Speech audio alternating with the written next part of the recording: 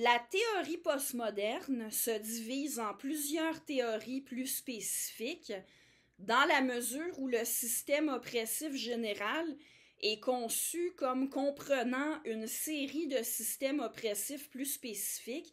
Et un de ces systèmes oppressifs plus spécifiques, ce serait le validisme, qui est un système qui opprime les personnes handicapées tout en privilégiant les personnes qu'on appelle valides.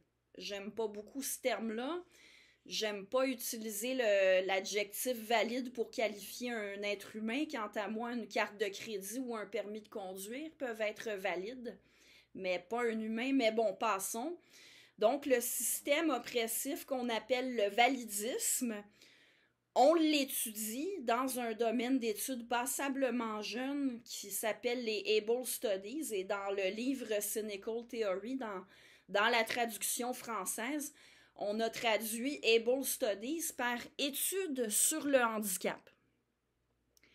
Et Pluckrose et Lindsay font remarquer que tout comme pour les droits des femmes, les droits des minorités raciales, les droits des homosexuels, eh bien, les progrès concrets pour les handicapés, ils ont eu lieu avant que le postmodernisme devienne influent en dehors des universités. Ils ont eu lieu grâce au libéralisme. Et de la même façon que le postmodernisme nuit aux intérêts de ces autres groupes mentionnés, les femmes, les LGBT, les minorités raciales, eh bien, il nuit aussi aux intérêts des handicapés. Alors, on retrouve l'idée postmoderne selon laquelle tout est une construction sociale. En Able Studies, on va postuler que le handicap est aussi une construction sociale. Puisque tout est une construction sociale, le handicap est aussi une construction sociale. Alors, la personne, elle n'a pas un handicap.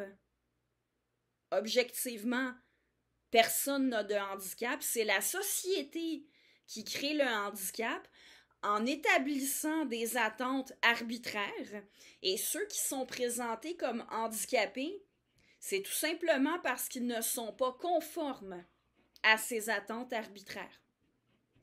Alors, les handicaps sont érigés comme des identités à revendiquer. Donc, on retrouve encore là l'usage, selon moi, problématique du concept d'identité qui caractérise les woke qu'on retrouve dans le postmodernisme.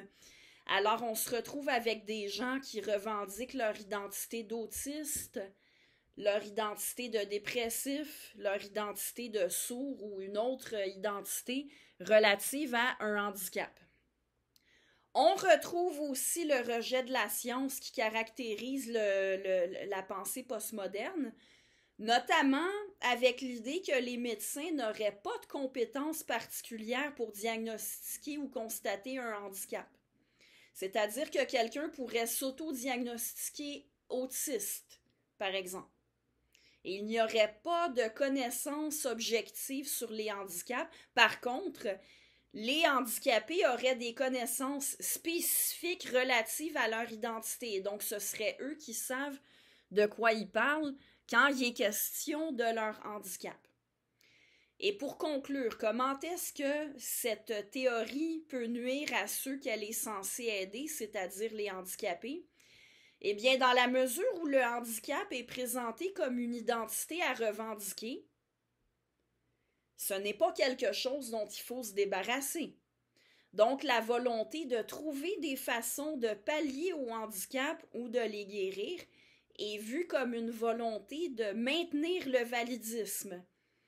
Et ceux qui sont handicapés et qui souhaitent bénéficier des solutions que la science peut leur apporter, eh bien, ils sont invectivés par certains militants woke parce qu'on les accuse de validisme internalisé.